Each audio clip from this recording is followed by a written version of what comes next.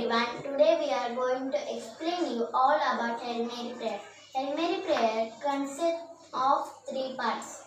Hail Mary, full of grace, the Lord is with you.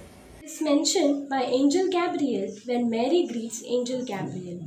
In this event, Angel Gabriel announces to Mother Mary that she would conceive a son by the power of the Holy Spirit to be called as Jesus. This event is called as Annunciation. Blessed are you among women, and blessed is the fruit of your womb, Jesus.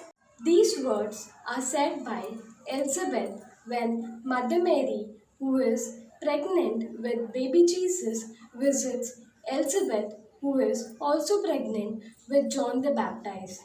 This event is called as visitation. Holy Mary, Mother of God, pray for us sinners now and the hour of our death. Amen.